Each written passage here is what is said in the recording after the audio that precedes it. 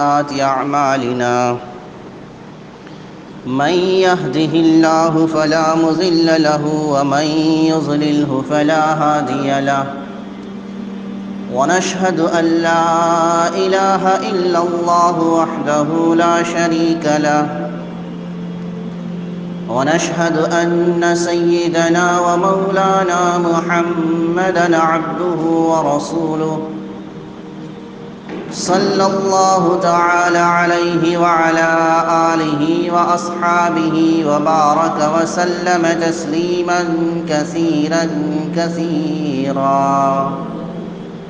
أما بعد فأعوذ بالله من الشيطان الرجيم. بسم الله الرحمن الرحيم. والذين آمنوا أشد حبا لله. صدق الله العظيم. اللهم صل على محمد وعلى آل محمد كما صليت على إبراهيم وعلى آل إبراهيم إنك حميد مجيد. اللهم بارك على محمد وعلى آل محمد كما باركت على إبراهيم وعلى آل إبراهيم إنك حميد مجيد.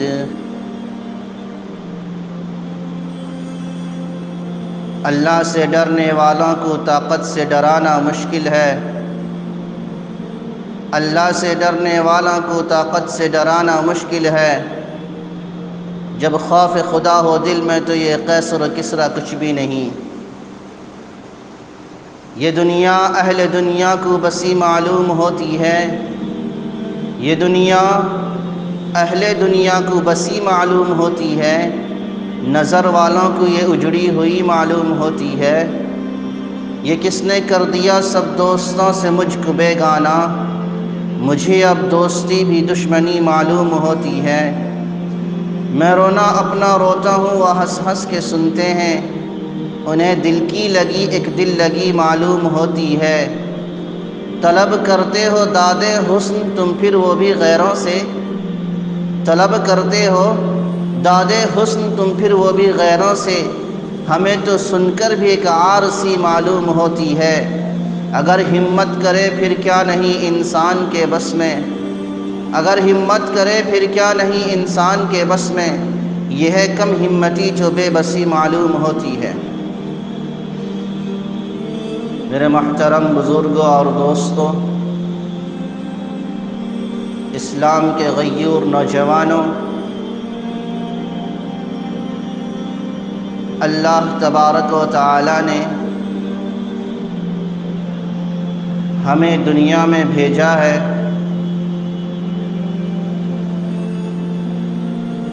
اشرف المخلوقات بنا کر بھیجا اور ہمیں ایک مقصد کے تحت میں پیدا کیا.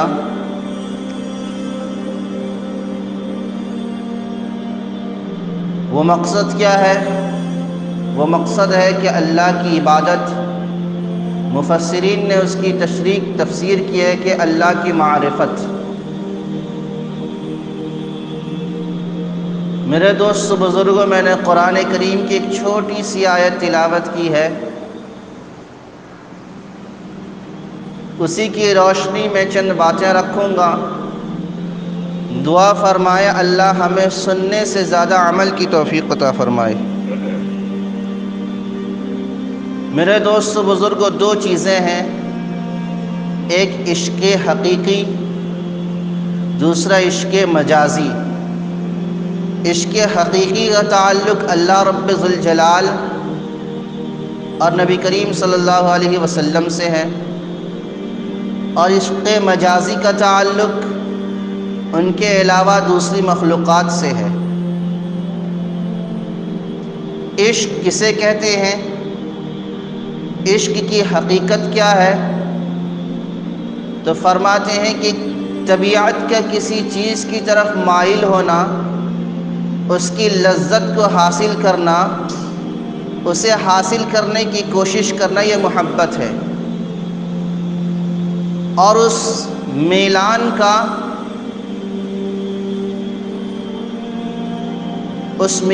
کا بڑھ جانا جو انسان کے قلب و اعضاء و جوارح خیالات اور افکار و خیالات پر غالب آ جائے اسے عشق کہتے ہیں۔ اسی کو اللہ نے قرآن میں فرمایا حب شدید والذین آمنوا اشد حبا للہ،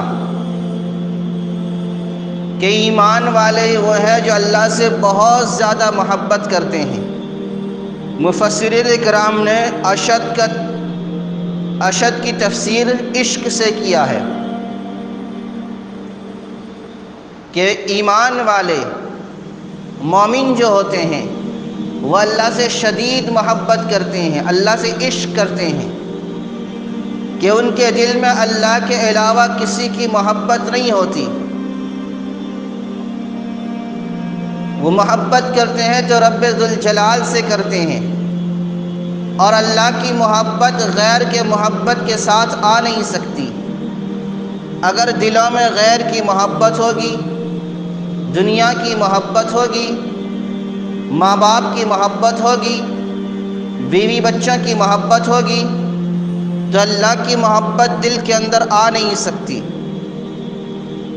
جس طرح ظلمت کے نور کے ہوتے ہوئے ظلمت آ نہیں سکتی، اندھیرے کے روشنی کے ہوتے ہوئے اندھیرا چھا نہیں سکتا، اور روشنی اور اندھیرا ایک ساتھ جمع نہیں ہو سکتے، اسی طرح اللہ کی غیر کی محبت رہتے ہوئے اللہ کی محبت آ نہیں سکتی۔ غیر کی محبت اور اللہ کی محبت ایک ساتھ جمع نہیں ہو سکتے۔ اگر دلوں کے اندر غیر کی مخلوق کی محبت ہوگی تو اللہ کی محبت نہیں آئے گی، اور جب اللہ کی محبت آ جائے گی تو پھر مخلوق کی محبت کا داخلہ دشوار ہے۔ تو ایمان والوں کی صفت یہ ہے کہ وہ اللہ سے شدید محبت کرتے ہیں، بہت زیادہ محبت کرتے ہیں۔ تو عشق حقیقی کا تعلق رب ذوالجلال سے ہے، اور عشق مجازی کا تعلق مخلوقات سے ہے۔ میرے دوستو بزرگوں، ایک صحابی رسول ہیں حضرت عبداللہ ذو البجادین رضی اللہ عنہ، یہ کلمہ پڑھ لیتے ہیں، ایمان کی دولت سے سرفراز ہو جاتے ہیں، انہیں ایمان کی دولت سے وہ ایمان کی دولت سے مالا مال ہو جاتے ہیں، مگر ابھی اپنے ایمان کو چھپائے رکھتے ہیں، ایمان کو پوشیدہ رکھتے ہیں، ظاہر نہیں کرنے دیتے۔ گھر آ جاتے ہیں، لیکن عشق اور مشق یہ دو چیزیں کبھی چھپانے سے چھپتی نہیں ہیں۔ مشق یہ چھپے گی نہیں، اگر آپ مشق لگائیں گے تو اس کی خوشبو پتہ چل جائے گی کہ یہ مشق لگایا ہوا ہے۔ ایسے ہی عشق بھی چھپنے والی چیز نہیں ہے، وہ ظاہر ہو کر رہتی ہے۔ جب ایک گھر آئے، اپنی طرف سے اپنے ایمان لانے کو، کلمہ پڑھنے کو چھپائے رکھا، لیکن جب ان کے سامنے حضور صلی اللہ علیہ وسلم کو کوئی برا بھلا کہتا، کوئی ان کے نام کے ساتھ گستاخانہ جملے کا استعمال کرتا، تو وہ بھڑک اٹھتے، ناراض ہو جاتے۔ تو اس پر گھر والوں نے انہیں بھانپ لیا، اور ان کے چچا نے بلا کر کہا کہ لگتا ہے تم کلمہ پڑھ کر ایمان لے آئے ہو۔ انہوں نے کہا جی ہاں، میں نے کلمہ پڑھ لیا ہے۔ ان کے چچا نے کہا تمہارے لیے دو راستے ہیں، اگر تم اس گھر میں رہنا چاہتے ہو تو ایمان سے پھر جاؤ، ایمان کو چھوڑ دو اور ہمارا دین اختیار کر لو۔ اگر تم ہمارا دین اختیار نہیں کرو گے، ایمان کو نہیں چھوڑو گے، تو پھر گھر سے نکل جاؤ۔ یہ دو راستے ہیں۔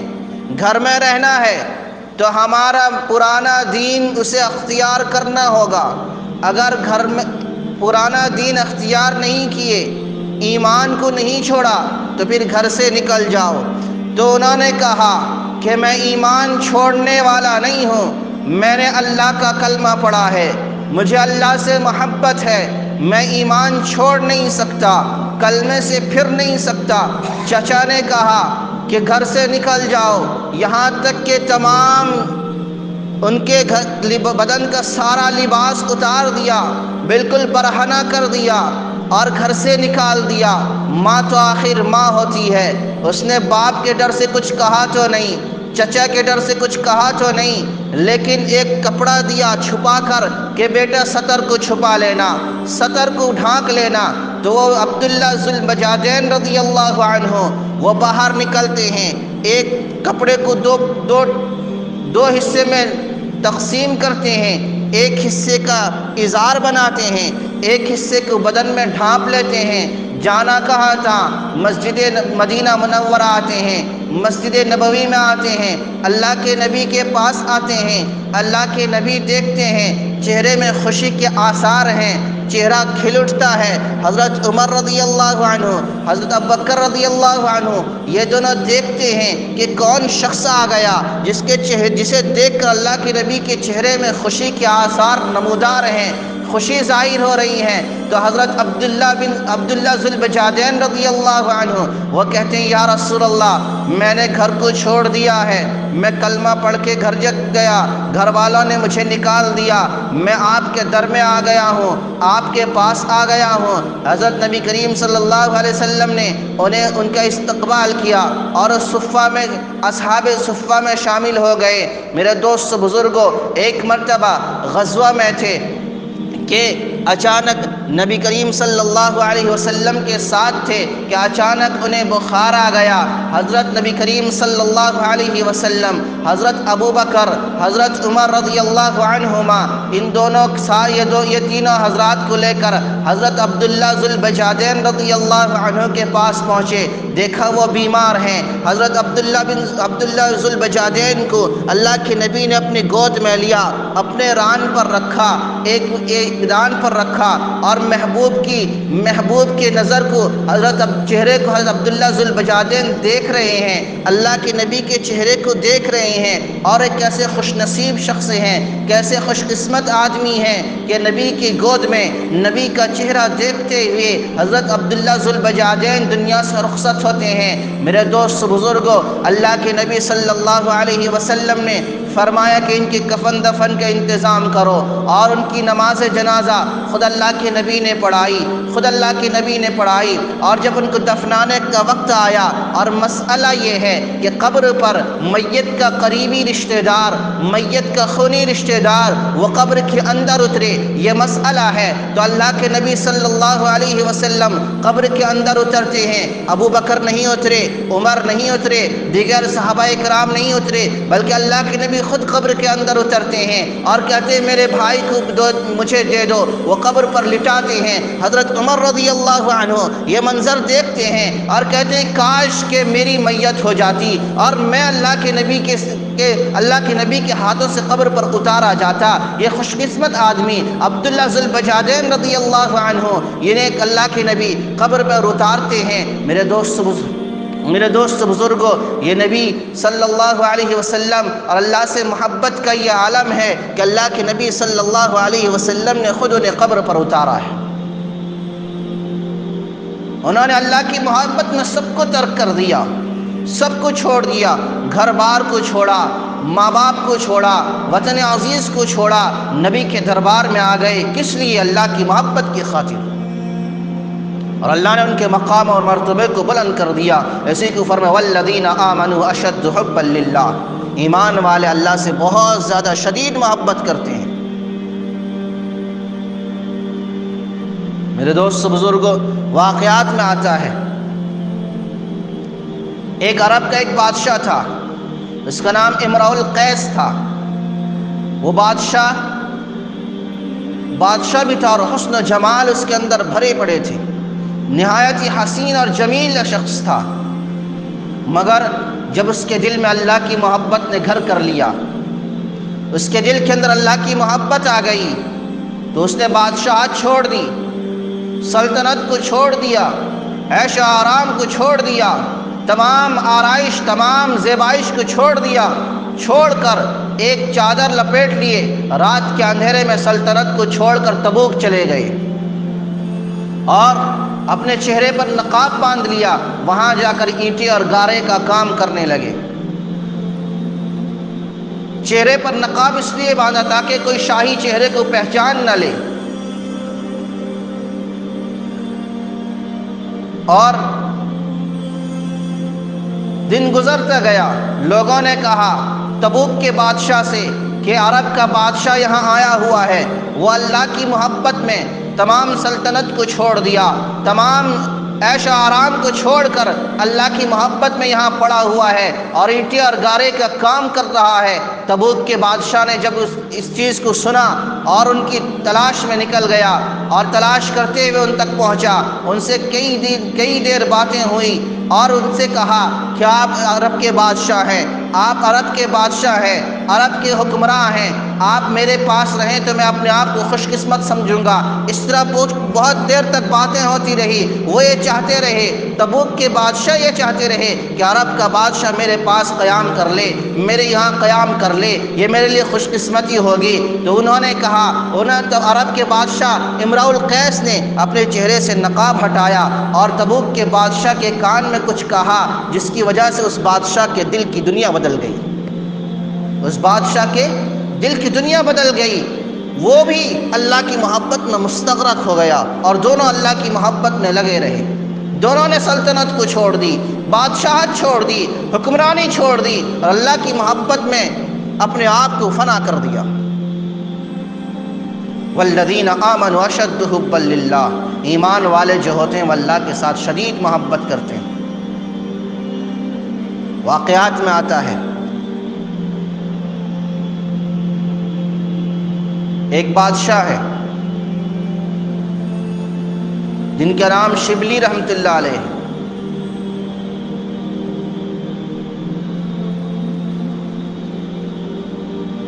وہ یہ چاہنے لگے، بادشاہ ہے، عیش و آرام کے مالک ہیں، سلطنت کے مالک ہیں، وہ یہ چاہنے لگے کہ میں باطنی علم حاصل کروں، اللہ کی معرفت حاصل کروں، اللہ سے میرا تعلق قوی اور مضبوط ہو جائے۔ انہوں نے کیا کیا؟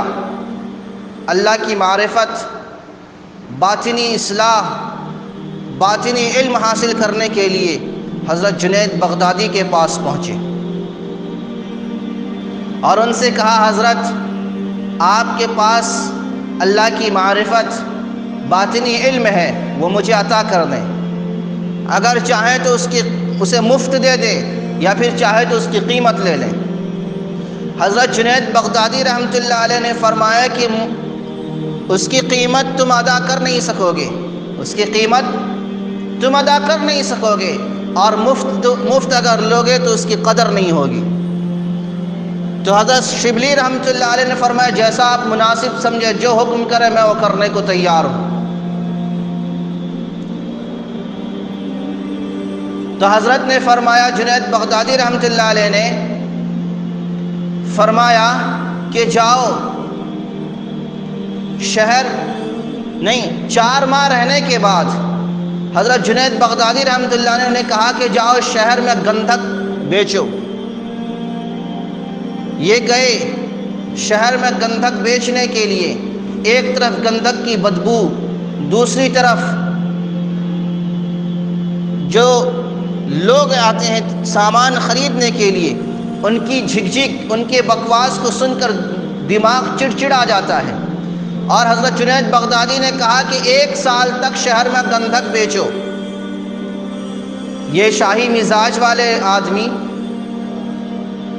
مزاج میں نظافت، صاف ستھرائی، مگر جب گندھک بیچنے لگے تو گندھک کی بدبو، لوگوں کی چڑچڑاہٹ سے مزاج اکتا سا گیا۔ 1 سال ہوا تو حضرت شبلی رحمت اللہ علیہ جنید بغدادی کے پاس پہنچے اور کہا کہ حضرت 1 سال ہو گیا۔ حضرت جنید بغدادی نے فرمایا کہ تم سال گنتے رہے، لہٰذا اور 1 سال لگاؤ، اور 1 سال گندھک بیچو۔ تو یہ 1 سال گندک بیچے، سال گزر گیا مگر انہیں پتہ تک نہیں چلا۔ پھر حضرت جنید بغدادی رحمۃ اللہ علیہ نے فرمایا کہ تمہارا سال گزر گیا ہے۔ فرمایا کہ حضرت مجھے پتہ نہیں چلا۔ اس کے بعد جنید بغدادی رحمۃ اللہ علیہ نے انہیں بلایا اور کہا کہ جاؤ شہر جا کر لوگوں سے بھیک مانگو، شہر جا کر لوگوں سے بھیک مانگو۔ ہم سوچیں گے کہ باطنی علم دینے کے لیے، باطن کی اصلاح کرنے کے لیے کوئی اچھی اچھی باتیں بتانی چاہیے، کوئی نیک باتیں بتانی چاہیے، کوئی اللہ اور اس کے رسول کے فرمان کو بتانا چاہیے جس سے دل کی حالت، دل کی دنیا بدل جائے۔ یہ تو یہاں مزدوری کرا رہے ہیں، کبھی گندک بچھوا رہے ہیں، کبھی بھیک منگوا رہے ہیں، کیا ماجرا ہے؟ نہیں، اللہ والا کی یہ طرز، یہ انداز ان کا الگ ہے کہ اللہ کی معرفت، اللہ سے لو لگانے کا یہ انداز ان کا الگ ہے۔ انہوں نے کہا کہ جاؤ شہر میں بھیک مانگو۔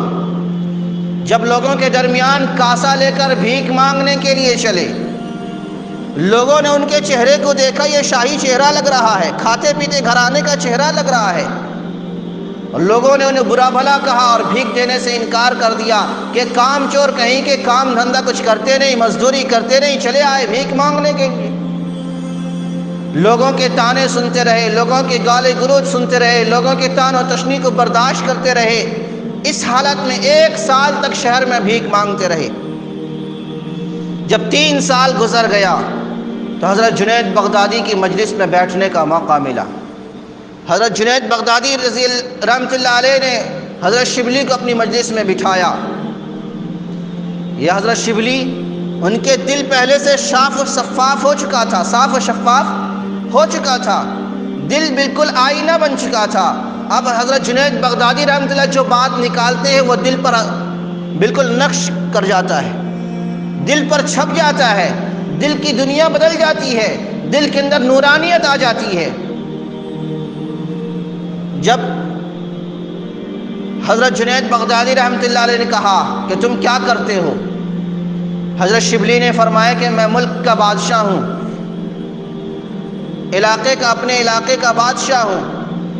تو حضرت جنید بغدادی نے فرمایا کہ تم بادشاہ ہو، تمہارے ذریعے تم نے کسی کا حق مارا ہوگا، کسی کو ستایا ہوگا، کسی کو پریشان کیا ہوگا، جاؤ لوگوں سے ان کے حق کو معاف کرا کے لے کے آؤ، لوگوں سے ان کے حقوق ادا کر کے آؤ، ان کے حقوق کو معاف کرا کے آؤ،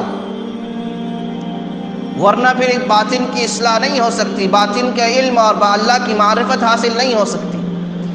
حضرت شبلی رحمۃ اللہ علیہ اپنے علاقے میں جاتے ہیں، وہاں پر لوگوں سے نہیں، حضرت شبلی رحمۃ اللہ علیہ ایک فہرست بناتے ہیں۔ حضرت جنید بغدادی کی توجہ تھی، ایک فہرست بناتے، میں نے کس کا حق مارا ہے، کس کا حق کو پامال کیا ہے، ایک فہرست بناتے ہیں۔ 3 دن کے اندر کئی صفحات پر مشتمل ایک فہرست بن جاتی ہے۔ اپنے شہر جاتے ہیں، جا کر لوگوں سے معافی مانگتے ہیں۔ بعض لوگ جو ہوتے ہیں وہ انہیں معاف کر دیتے ہیں، اور بعض لوگ کچھ ایسے ہوتے ہیں وہ کہتے ہیں تم نے ہمیں بہت پریشان کیا ہے، جب تک تم اتنی دیر دھوپ میں کھڑے نہیں رہو گے ہم تمہیں معاف نہیں کریں گے۔ بعض ایسے ہوتے ہیں کہ تم نے ہمیں بہت ستایا، بہت پریشان کیا ہے، تم ہمارے گھر کا کام مزدور بن کے کرو تو ہم تمہیں معاف کریں گے۔ اس طرح لوگوں سے حقوق کو معاف کراتے رہے، اپنے ذمے کو ساقط کراتے رہے۔ 2 سال کے بعد معاف کرا کے حضرت جنید بغدادی کے پاس پہنچتے ہیں۔ حضرت جنید بغدادی سے کہتے ہیں میں نے لوگوں سے سارے حق کو معاف کرا لیا۔ اس کے بعد حضرت جنید بغدادی رحمۃ اللہ علیہ باطن کا علم دیتے ہیں، اللہ کی معرفت سے نوازتے ہیں، پھر اللہ کی محبت میں مستغرق ہو جاتے ہیں، پھر وقت کے ایک بہت بڑے ولی کامل بن کے ابھرتے ہیں جنہیں لوگ شبلی رحمۃ اللہ علیہ کے نام سے جانتے ہیں۔ والذین آمنوا اشد حبا للہ، جو اللہ سے محبت کرنے والے ہوتے، جو ایمان والے ہوتے ہیں وہ اللہ سے شدید محبت کرتے ہیں، مخلوق کی محبت ان کے دل میں نہیں رہتی۔